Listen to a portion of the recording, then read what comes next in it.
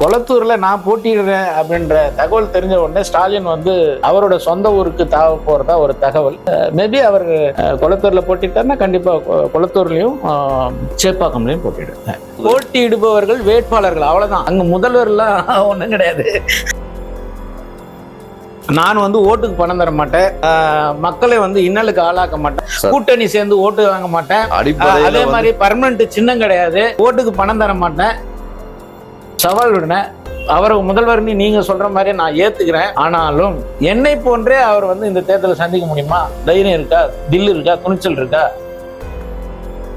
ஒரு குடும்பத்திலையும் குடிகாரர்களை உருவாக்கிட்டு இங்க 5000 ரூபாய் கொடுக்குறேன்னு டெய்லி மினிமம் 150 ரூபாயில இருந்து 250 ரூபாய் வரைக்கும் ஒரு குடும்பத்துல இருந்து திருடுறாங்க, கொள்ளையடிக்கிறாங்க, பாட்டிலுக்கு மேல 10 ரூபாய் வாங்குறாங்க. வெக்கமே இல்லாம, கூச்சமே இல்லாம என்னுடைய ஆட்சி எப்படிப்பட்ட ஆட்சி தெரியுமா? இவர்களை எழுத்து போட்டியிடுவது எனக்கு அசிங்கம் தான் இருந்தா கூட வேற வழி இல்லை. அப்படி நின்னாவது அந்த மரம் மண்டைகளுக்கு இந்த தடவை என்ன ஒரு தேர்தல் அறிக்கை வச்சிருக்கு? மிக குறிப்பா வந்து தமிழகத்துல அரசு கூலிகள் யாராவது ஒரு குற்றம் செஞ்சாங்க அப்படின்னா அவர்களுக்கு 3 மடங்கு தண்டனை சார். தூக்கு தண்டனை கொடுக்கணும் சார். பெரிய அளவுல பலம் வாய்ந்த கூட்டணின்னா அவங்க வந்து ஒரு ஓட்டு வாங்கினா கூட அவன் எப்படி ஓட்டுக்கு பணம் கொடுக்குறானா இல்ல விபச்சாரியை வச்சு ஓட்டு வாங்குறானன்றதெல்லாம் நம்ம தேர்தல் அரசியல் இல்ல.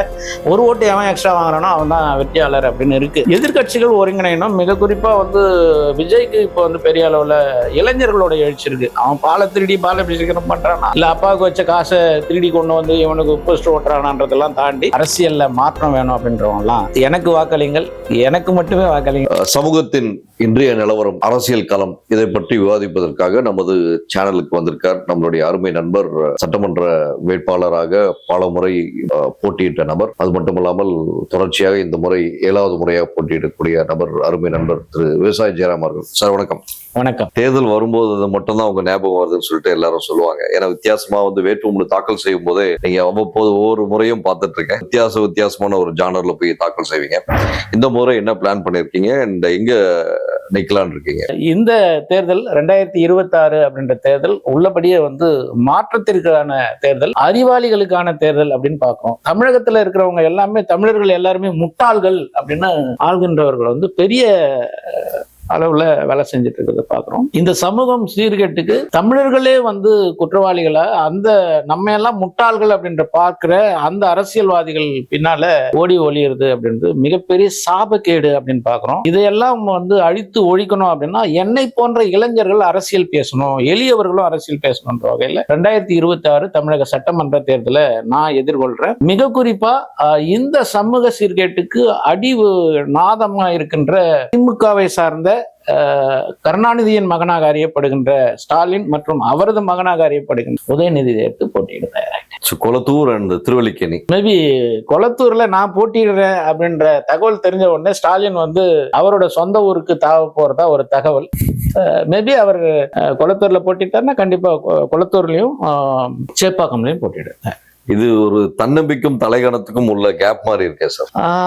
அரசியல்வாதிகள் மக்கள் வரி பணத்துல சோறு சாப்பிடுறத மறந்த திருடர்கள் போட்டிடுறாங்கன்னா அது வந்து தன்னம்பிக்கை, ஆணவம், ஆதிக்கம், இல்ல வந்து அவர்களுக்கான வெற்றியின் சூத்திரம் அப்படின்னு சொல்றீங்க. என்னை போன்ற இளைஞர்கள், எளியவர்கள் அரசியல் நோக்கி நாங்க பயணப்படும் போது வளரும் மொட்டையை கிழ்வது போல வந்து இது தலைக்கணன்றது எந்த விதத்துல நியாயம்? அது அதாவது ஒரு பார்வை என்று வரும்போது, அதாவது நான் ஒரு இடத்துல போட்டிடுறேன்னா மாண்புக்கும் முதல்வர் போட்டியிடுகின்ற தொகுதியிலிருந்து மாறி போறான்றது வந்து ஒரு வகையில ஒரு பத்திரிகையாளர் என்ற முறையில் வச்சு பார்க்கும்போது உங்களுக்கு கணிசமா நல்ல வாக்கு வரணும், ஏன்னா ஒரு சுயேட்சையா வரணும்ன்றதான் என்னுடைய ஒவ்வொரு எதிர்பார்ப்பும் கூட. ஆனால் ஒரு முதல்வர் அந்த கட்சியோட அடையாளம், அப்பேற்பட்ட நபரை எதிர்த்து போராடும் போது போட்டியிடுபவர்கள் வேட்பாளர்கள் அவ்வளவுதான். அங்க முதல்வர் எல்லாம் ஒண்ணும் கிடையாது. போட்டியிடுறவங்க அப்படின்றவங்க வந்து வேட்பாளர் மாத்திரம் தான். நானும் வேட்பாளர். அவர் வந்து SC STயா இருந்தா ஒரு 5000 ரூபாய் கொடுப்பாரு MLAக்கு. நான் SC கிடையாது, MBCன்றதுனால நான் 10,000 ரூபாய் கொடுப்பேன். அவ்வளவுதானே தவிர போட்டியிடுபவர்கள் அனைவரும் வேட்பாளர்கள் தான். அங்க முதல்வர், தலைவர், தொண்டர்லாம் கிடையாது, வேட்பாளர் அவ்வளவுதான். நீங்க முதல்வரா பாக்குறீங்க, ஏன்னா அவர் ஏற்கனவே முதல்வரா இருந்தவர், முதல்வர் கிடையாது, வேட்பாளர். அதனால வந்து நீங்க வேட்பாளரா பாத்தீங்களா உங்களுடைய அந்த பார்வையில இருக்கிற குளறுபடியா தான் நான் பாக்குறேன். நான் வந்து என்னை எதிர்த்து போட்டியிடுவர் என்னை போன்றவே போட்டியிடணும் அப்படின்னு ஆசைப்படுறேன். அவர் உள்ளபடியே அவரை நான் எப்ப முதல்வராக எடுத்துப்பேன்னா, நான் வந்து சமூக அந்தஸ்திலையோ இல்ல வந்து மற்றபடியோ வந்து பிரபலமோ இல்ல ஊடகங்கள் என்னை போற்றி பாராட்டவோ செய்யல.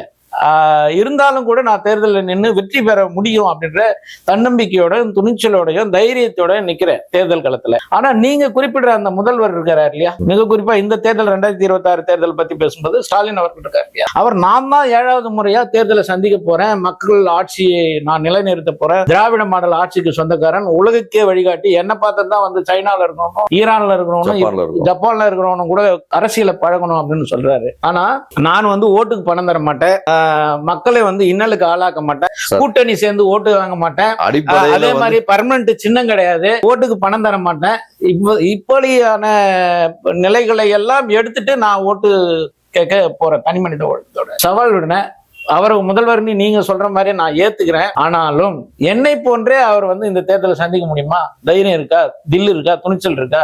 கண்டிப்பாக அவருக்கான பிளாட்ஃபார்ம். அவரை எப்படி வந்து நீங்க பெரிய மனிதரா நீங்க அடையாளப்படுத்துற முன் வர்றீங்க? உங்களை போன்ற ஊடகத்துல மிக குறிப்பா சமூக அக்கறையோடு செயல்படுகின்ற ஊடகவியலாளர்கள் கூட ஏன் இப்படி மாறிட்டீங்கன்றது எனக்கு வியப்பா இருக்கு. கரெக்ட். நீங்க உங்களோட பார்வையை நான் வரவேற்கிறேன் சார். ஆனால் பொதுப்படையா வந்து பார்க்கும்போது திரு விவசாயி ஜெயராமன் அவர்கள் எந்த நேரமும் வந்து ஆளும் கட்சியாக இருக்கக்கூடிய திமுக மீது ஒரு அதிகப்படியான கோபத்தில் இருக்கிறார். ஆனால் அங்கு பார்க்கும்போது உங்க கோபத்தின் வெளிப்பாடு வந்து ஒரு சுற்றளவு ஒரு 1000 பேருக்குள்ள மட்டும் தான் தெரியுது. ஆனா அவருக்கு கிட்டத்தட்ட ஒரு 8 கோடி மக்களை ஆண்டு கொண்டு இருக்கார். அது மட்டும் இல்லாமல் அவர் அடிக்கடி பறைசாற்றக்கூடிய விஷயமானது எந்த கொம்பனாலும் குறை சொல்ல முடியாத ஆட்சி. அப்படி இருக்கும்போது விவசாயி ஜெயராமன் என்ற கொம்பன் அடிக்கடி பேசுறது வந்து அங்க உள்ளபடியே போய் சேருதான்றது சந்தேகம் அளிக்குது இல்லையா சார்? ஊடகங்கள் வந்து பெரிய அளவுல காசை வாங்கிட்டு வேலை செய்யறாங்கன்றது நிதர்சனம். நான் உங்களை குறிப்பிடல, பெரும்பாலான ஊடகங்கள், மிக குறிப்பா தமிழகத்துல இருக்கிற ஊடகங்கள் ஆட்சியாளர்களின் அடிமையாவே மாறிட்டாங்க. உண்மை. அதுதான் வந்து அவர்களை கொண்டு போய் சேர்க்குது. இந்த அரசியல்வாதிகள், நீங்க குறிப்பிடுற அரசியல்வாதிகள் என்ன நினைக்கிறாங்க? பணம் இருந்தா ஜெயிச்சிடலாம்னு நினைக்கிறாங்க. மிக குறிப்பா பொம்பளைங்களை வச்சு ஓட்டு வாங்கலான்னு பாக்குறாங்க. பொம்பளை வச்சுன்னா நீங்க அந்த பொம்பளைங்களை வச்சு அப்படின்னு நினைச்சுக்காதீங்க. ஓட்டுக்கு பொம்பளைங்க கிட்ட பணத்தை கொடுத்துட்டு 1000 ரூபாய் கொடுத்தா, 5000 கொடுத்தா, 3000 கொடுத்தா, 4000 கொடுத்தேன்னு கொடுத்தோம்னா ஓட்டு வாங்கலாம் நினைக்கிறாங்க. அதோட பின்புலை பார்த்தா நீங்க 5000 ரூபாய் ஏதோ கூட போட்டாங்க, நீ 1000 ரூபாய் கொடுத்தியா, தடுக்க பாக்குறியா, நான் வந்து 5000 ரூபாய் கொடுக்குறேன் பாத்தியா அப்படின்னு பேசினாங்க. அந்த 5000 ரூபாய் பணம் கூட வேறொரு 2 மாதத்திற்கும் கோடையை முன்னிட்டு மகளிரோட உயிரை எடுக்கிற தொகை சார். அது உரிமை தொகை கிடையாது சார். ஒரு குடும்பத்திலையும் குடிகாரர்களை உருவாக்கிட்டு இங்க 5000 ரூபாய் கொடுக்குறேன்னு டெய்லி மினிமம் 150 ரூபாயில இருந்து 250 ரூபாய் வரைக்கும் ஒரு குடும்பத்துல இருந்து திருடுறாங்க, கொள்ளை அடிக்கிறாங்க, பாட்டிலுக்கு மேல 10 ரூபாய் வாங்குறாங்க. வெக்கமே இல்லாம, கூச்சமே இல்லாம என்னோட ஆட்சி எப்படிப்பட்ட ஆட்சி தெரியுமா சார்? உண்மையாவே உப்பு போட்டு சோறு சாப்பிட்ற எவனும் இப்படி பேச மாட்டாங்க சார். ஏன்னு தெரியல, அரசியல் இவ்வளவு நாகரிகம் கெட்டு போச்சு. ராஜரை வந்து தேர்தலில் போட்டியிடும் போது தேர்தல் பிரச்சாரத்துல அவரோட உதவியாளர் சொல்றாராம், ஐயா நம்ம வந்து சாத்தனூர் அணையை கட்டிட்டோம், பிஹெச்எல்ல கொண்டு வந்துட்டோம், இந்த நிறைய திட்டங்கள்ல மதிய உணவு திட்டத்தை கொண்டு வந்துட்டோம், பள்ளிகளை திறந்துட்டோம், இந்த மாதிரி நலத்திட்ட உதவிகள்லாம் நம்ம செஞ்சிருக்கிறோம், நீங்க வந்து இதெல்லாம் சொல்லி ஓட்டு கேளுங்கண்ணா. யோ உனக்கு அறிவு இருக்குதா? அம்மாவுக்கு சொன்னவங்க போய் அவனா சொல்லி காட்டுவானா?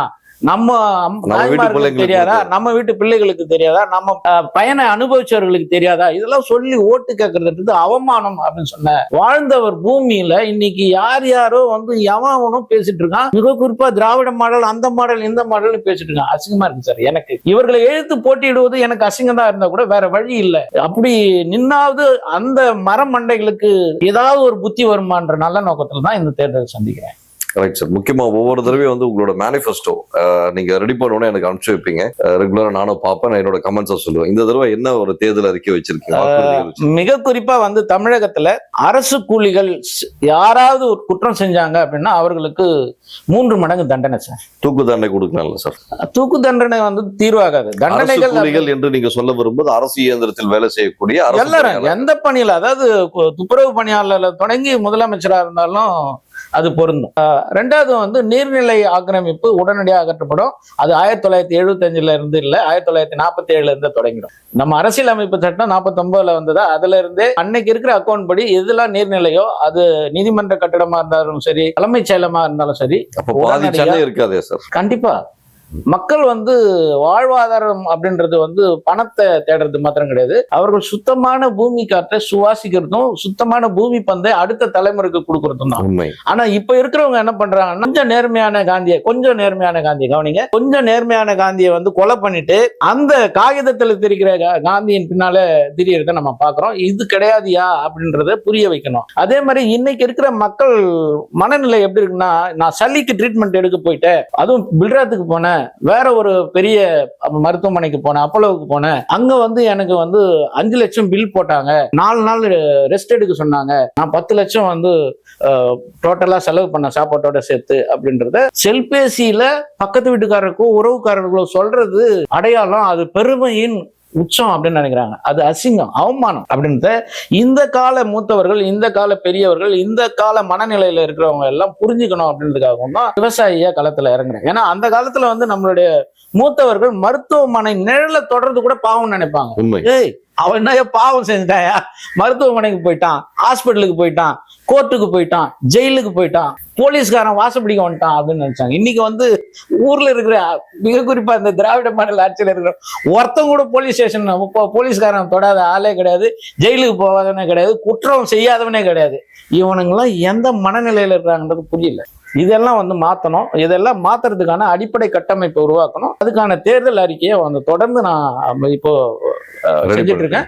மிக குறிப்பா அரசு அலுவலகங்கள் 3 வேளையும் விடுப்பின்றி இயங்கும் அப்படின்னு சொல்றேன் இந்த தேர்தல் அறிக்கையில மிக குறிப்பா. ஏன்னா இன்னைக்கு அரசு அலுவலகங்கள் எப்போ ஜனவரி பிப்ரவரிலாம் வந்து எவ்வளவு லீவ் எடுக்கிறாங்க, எதுக்கு லீவ் எடுக்கிறாங்கன்னு தெரியல. அதனால வந்து மக்களுக்கு பணியாற்றக்கூடியவர்கள் தொடர்ந்து பணியில இருக்கணும் அப்படின்றதும், அவர்களுக்கு லீவு கொடுக்கணும், அது வந்து சுழற்சி முறையில இருக்கும் அப்படின்ற மாதிரியும் பெரிய பெரிய மாற்றங்களை செய்யணும். அது என்னை போல இளைஞர்களால் மாத்திரம் கிடையாது, அடித்தட்டில் இருந்து வரவங்க. ஏன்னா இப்போ ஸ்டாலின் எடுத்துட்டீங்களா, வரும்போதே அவர் சில்வர் ஸ்பூன் அந்த மாதிரி சொல்லுவாங்க. அதனால வந்து அவர்களுக்கு மக்களுடைய ஸ்டாலின் வந்து சில்வர் ஸ்பூன் சொன்னா ஏத்துக்க மாட்டேன் சார். ஏன்னா அவர் கிட்டத்தட்ட 60 ஆண்டு காலம் வந்து கட்சியில இருந்து அரசியல் இருந்தாரு. அவங்க அவர் மகனை சொன்னா கூட ஏத்துக்க. அவருடைய அப்பா எப்படி வந்தாரு அப்படின்றத நீங்க பாக்கணும். இப்போ கருணாநிதிக்கு வந்து எப்படி வளர்ந்தோம் அப்படின்னு தெரியும், மக்களுக்கு ஏதாவது நல்லது செய்யணும் தெரியும். ஸ்டாலினுக்கு தெரியுமா தெரியாது, அதுக்கடுத்து வர உதயநிதிக்கு தெரியுமானா தெரியாது. இப்போ இருக்கிற அடுத்தது எந்த நிதியோ சொல்றாங்க, அந்த நிதிக்கெல்லாம் வந்து ஒண்ணுமே தெரியாது. அப்படி இருக்கும்போது அடித்தட்டில இருந்து வருபவர்களால் தான் மக்கள் பயனுள்ள திட்டங்களை கொடுக்க முடியுன்ற வகையில பெரிய பெரிய மாற்றங்களை கொண்டு வரதுக்கான முயற்சியில் ஈடுபட்டு இருக்கேன். தேர்தல் அறிக்கையை தொடர்ந்து தயார் பண்ணிட்டு இருக்கேன், உங்களுக்கு விரைவில் அனுப்பி வைக்கிறேன். தேர்தல் அறிக்கையில இன்னொரு முக்கியமான விஷயம், பிசிஆர் ஆக்டை பத்தி அன்புமணி அவர்களுக்கு அடுத்தபடியா நீங்க அடிக்கடி பேசுறதை பார்க்க முடியாது. சோ இதை வந்து போன அறிக்கையில பிளான் போட்டு டிராப் பண்ணீங்க? இல்ல சார், நான் பிரதம மந்திரி வேட்பாளரை போட்டியிடும் போதே தேர்தல் அறிக்கையில மிக குறிப்பா சொல்லியிருந்த இது வந்து பிசிஆர் சட்டத்தை இந்தியா முழுக்க இருக்கிறவங்க பெரிய அளவுல வந்து தப்பா பயன்படுத்துறாங்க. அதை பார்த்து வந்து ஈவன் நம்மளுடைய தமிழ்நாடு முதலமைச்சர் ஸ்டாலின் கூட பயப்படுறாருன்றதுதான் என்னுடைய கருத்து. மிக குறிப்பா அந்த நம்மளுடைய ஏர்போர்ட் மூர்த்தி அவர்களை வந்து தமிழகத்தின் தலைமை காவல் நிலையமா இருக்கிற சென்னையிலேயே வந்து போய் வெட்டுறான், அவன் தான் அடிக்கிறான், அவனை என்னென்ன பண்றதுக்கு முயற்சி செய்யறாங்க. அப்படி இருந்து கூட யாரு அடி வாங்கினானோ அவனை வந்து ஜெயில போறாங்க. அவனுக்கு வந்து பெரிய குற்றவாளி மாதிரி அந்த ஓராண்டுக்கு வெளியே வராத அந்த என்ன குண்டாசை போடுறாங்க, அந்த குண்டாஸ்ல இருந்து வெளியே வந்திருக்காங்க. இதெல்லாம் ஸ்டாலினுக்கு அவமானம். ஸ்டாலின் கூட பயப்படுறாரு பிசிஆரை பார்த்து, நம்ம மேல திருமாவளவன் எப்படி வழக்கு போட்டுருவாரோ அப்படின்னு பயந்து அடிமையா இருக்காரு. பார்வையா இருக்கலாம். பட் ஆனாலும் வந்து ஒரு இடத்துக்கு வரும்போது பிசிஆர் ஆக்ட் வந்து யாரும் அந்த மாதிரி மிஸ்யூஸ் பண்ணக்கூடாதுன்னு ஒரு சட்டமா இருக்கு இல்லைங்களா? இல்ல சார், அதை தவறாக பயன்படுத்தக்கூடாது அப்படின்னு ஒரு சும்மா பேருக்கு கண்டிப்பா பேருக்கு இருக்கு. ஆனா வந்து அதுல விதிமீறல்கள் தான் அதிகமா இருக்கு. அதனால வந்து நான் என்ன பண்ண போறேன்னா, பிசிஆர் சட்டத்தை நீக்க மாட்டேன். பிசிஆர் சட்டத்தை தவறாக பயன்படுத்துபவன் எவனா இருந்தாலும் வரைமுறைப்படுத்த போறேன்ல, அவனை வந்து பெரிய தண்டனைக்கு உள்ளாக்க போறேன். ஈவன் வந்து நம்ம ஊர்ல வந்து சிறை தண்டனை அப்படின்றத தாண்டி தூக்கு தண்டனை தடை பண்ணிருக்கேன். அவனுங்களுக்கு தூக்கு தண்டனை கொடுத்தா கூட தப்பு இல்லை, அந்த வேலையை செய்யப்போம். அடுத்தபடியா இப்போ 2026 தேர்தல் களம் இப்போது இல்ல சூழல், இன்னும் 2 மாதத்தில் ரிசல்ட்டே வந்துடும். நீங்க எப்படி பாக்குறீங்க 2026 தேர்தல்? நானே தமிழ்நாடு முதலமைச்சர் 2026 தமிழகத்தை ஆள போறேன், வெல்ல போறேன் அப்படின்னு நான் சொன்னா கூட, இப்ப இருக்கிற தேர்தல் களம் அப்படின்னு பாத்தீங்கன்னா எதிர்கட்சியா இருக்கின்ற, அதாவது ஆளுங்கட்சின்னு நாம நினைச்சிட்டு இருக்கிற திமுக அப்படின்றது பெரிய அளவுல பலம் வாய்ந்த கூட்டணின்னா அவங்க வந்து ஒரு ஓட்டு வாங்கினா கூட அவன் எப்படி ஓட்டுக்கு பணம் கொடுக்குறானா இல்ல விபச்சாரியை வச்சு ஓட்டு வாங்குறானன்றதுலாம் நம்ம ஊர் தேர்தல் அரசியல்ல ஒரு ஓட்டு எவன் எக்ஸ்ட்ரா வாங்குறானோ அவன் தான் வெற்றியாளர் அப்படின்னு இருக்கு. அந்த வகையில வந்து இந்த மாதிரி வேலையெல்லாம் செஞ்சு ஜெயிக்கிறவர் வந்து திராவிட மாடல் ஆட்சியாளர்கள் அப்படின்றத நாம பேசிட்டு இருக்கிற இந்த நேரத்துல இருக்கிறத நான் பாக்குறேன். எதிர்கட்சிகள் ஒருங்கிணைணும். மிக குறிப்பா வந்து விஜய்க்கு இப்போ வந்து பெரிய அளவுல இளைஞர்களோட எழுச்சி இருக்கு. அவன் பாலை திருடி பாலாபிஷேகம் பண்றானா இல்ல அப்பாவுக்கு வச்ச காசை திருடி கொண்டு வந்து இவனுக்கு போஸ்ட் ஓட்டுறானான்றதெல்லாம் தாண்டி இப்ப இருக்கிற அரசியல் சூழல்ல விஜய்க்கு வாக்கு வங்கி இருக்கிறத நம்ம பாக்குறோம். விஜய் வந்து பாஜக தலைமையிலான அந்த கூட்டணியில இணையணும் அப்படின்றதும், அதே மாதிரி வந்து எத்தனையோ தேர்தல்களை சந்திச்சிட்டேன் நான், வீரன் தீரன் அப்படின்னு சொல்ற நம்மளுடைய யார சொல்ல வரேன்னு கரெக்டா சொல்றீங்களா பார்ப்போம். சீமான் அவர்கள் வந்து தன்னிலை உணர்ந்தவராக ஓட்டு வங்கி அரசியல் கிடையாது என்று அப்படின்னு சொல்லி உங்களை நீங்களே ஏமாத்திட்டு இல்லாம பாஜக தலைமையிலான அந்த கூட்டணியில இணைஞ்சு ஒரே எதிரி திமுக அப்படின்ற வகையில இந்த திருடர்களை ஒழிக்கணும், அதுக்கு அவங்க ஒருங்கிணைந்தது தான் என்னுடைய பார்வை. இருந்தாலும் நான் தனி மனித ஒழுக்கத்தோட இருக்கிறதுல இவங்க எல்லாரும் ஒண்ணு சேர்ந்து ஏன் அணில இணைன்றதுதான் என்னுடைய வேட்கை. நல்ல விஷயம் சார். தேர்தல் அறிக்கை உங்களுக்கு உண்மையிலே ஒரு மேனிஃபெஸ்டோ பிரேக் கிடையாது பார்க்குறோம். மீண்டும் ஒரு நல்ல சந்திப்போம். நன்றி, வணக்கம். மகிழ்ச்சி. மிகப்பெரிய வாய்ப்பை வழங்கியிருக்கீங்க. இது போன்ற சேனல்கள் தான் எங்களை வந்து அறிமுகப்படுத்துறது அப்படின்றதுல மற்ற மகிழ்ச்சியும் பேரானந்தும்.